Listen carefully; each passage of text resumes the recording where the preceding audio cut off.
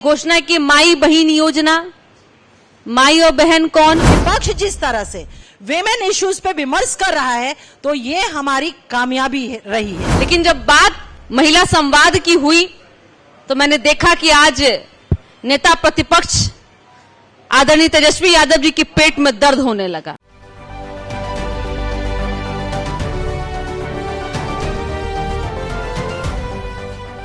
नमस्कार, स्वराज पोस्ट में आपका स्वागत है। मैं वेद सिंह।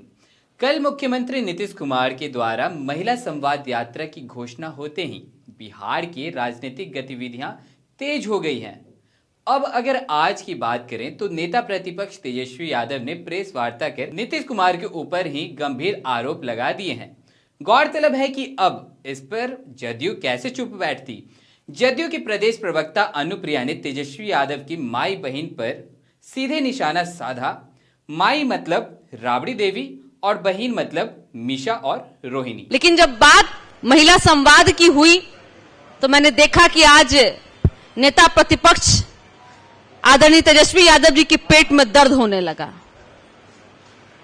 छटपटाहट बढ़ गई, क्योंकि उनको पता है कि आधी आबादी जहां खड़ी होती है उसका अर्थ होता है कि माननीय मुख्यमंत्री जी के नेतृत्व को और मजबूती देना। लेकिन राजनीतिक महत्वाकांक्षा इस कदर उन पर हावी हो गई है कि कोई भी योजना उनके लिए उनकी राजनीतिक पतन का एक मार्ग समझ में आ रहा है, जिससे वो चिंतित महसूस हो रहे हैं और अनर्गल प्रलाप कर रहे हैं। मैं उनको बता दूं कि उनकी सोच की तरह हमारी पार्टी काम नहीं करती है। उनकी सोच अपनी राजनीतिक पारिवारिक राजनीतिक पर सीमित है। हमारे लिए पूरा बिहार हमारा परिवार है। हरेक वह परिवार जो बिहार में रह रहा है वो हमारा परिवार है और सबकी विकास की चिंता माननीय मुख्यमंत्री जी को है। लेकिन तेजस्वी जी, जैसा कि मैं पहले भी उन्होंने घोषणा की माई बहन योजना, माई और बहन कौन, माता राजमाता आदरणीय राबड़ी देवी जी और बहन, दो बहनें आ गई हैं, मीसा भारती जी और रोहिणी आचार्य, कई कतार में हैं। यही योजना चलेगा, लेकिन हमारी योजना है सीधा संवाद, महिला से संवाद, उनकी सशक्तिकरण में किस तरह की विकास की गाथा लिखी गई है और कहां अभी हम पीछे हैं, इसका जायजा लेकर के उनकी मजबूती के लिए काम करेंगे। तो आपने सुना कि अनुप्रिया ने साफ तौर पर कह दिया है कि परिवारवाद वाली पार्टी को यह समझ नहीं आएगा। आप चिल्लाइए, आप रोइए, लेकिन वोट तो वहीं गिरेगा जहां महिला का सम्मान होगा। अब इस मुद्दे पर जदयू मीडिया पैनलिस्ट पूजा एन शर्मा ने भी तेजस्वी यादव के ऊपर कटाक्ष किया है।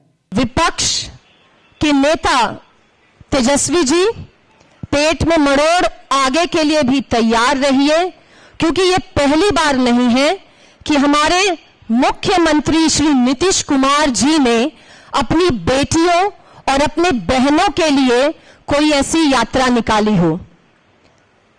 वर्तमान में ये यात्रा निकली है और पहले भी कई यात्राओं के माध्यम से उन्होंने अपने प्रदेश की बहनों, माताओं और बेटियों से संवाद कर उनकी परेशानी और उनकी दिक्कतों का जायजा लिया है। अब मैं हमारे चार्ज शीटेड हमारे पूर्व उप मुख्यमंत्री तेजस्वी जी के बारे में क्या कहूं। उनकी माई बहन योजना बस एक योजना का छलावा देकर वो चाहते हैं कि प्रदेश की, बिहार की महिलाएं और बेटियां जो है उनकी झोली में वोट डाल दे। तो मैं बताना चाहूंगी हमारी विपक्ष को कि हमारी बेटियां हमारे ही माननीय मुख्यमंत्री जी की शिक्षा प्राप्त कर अब अपना मन सुदृढ़ कर चुकी हैं कि जिन्होंने उनके उत्थान के लिए इस इतने वर्षों में 19 वर्षों में कार्य किया है, वो दोबारा उन्हीं की झोली में अपने वोट डालेगी। तो आपने सुना जदयू मीडिया पैनलिस्ट पूजा एन शर्मा ने विपक्ष के पेट में दर्द उठने की बात तक कह दी है। अब भला जदयू की प्रदेश प्रवक्ता अंजुम आरा ने भी विपक्ष की खटिया खड़ी करते हुए बहुत कुछ कहा है कि महिला शक्ति क्या होती है। वरना 2005 के पहले की जो सरकारें रही, मैक्सिमम सरकारें विपक्ष की ही रही बिहार में। महिलाओं के साथ विमर्श तो दूर की बात है, उनके जो अधिकार थे, उनके जो सपने थे, उसके लिए भी विपक्ष ने कभी नहीं सोचा था।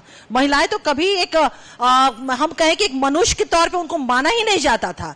घर की दहलीज के अंदर बंद थी, दरवाजे तो दूर, रोशनदान को भी बंद कर दिया गया था।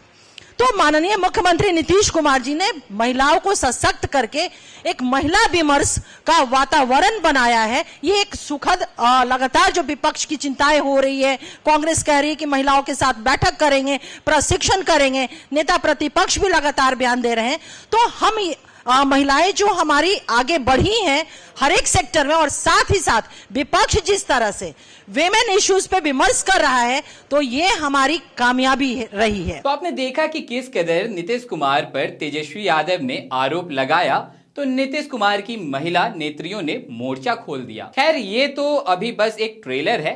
चुनाव से पहले बिहार की राजनीति के अभी और कितने रंग देखने को मिलेंगे, तो तब तक के लिए और भी ऐसे तमाम खबरों का सिलसिला इसी प्रकार बना रहेगा स्वराज पोस्ट पे।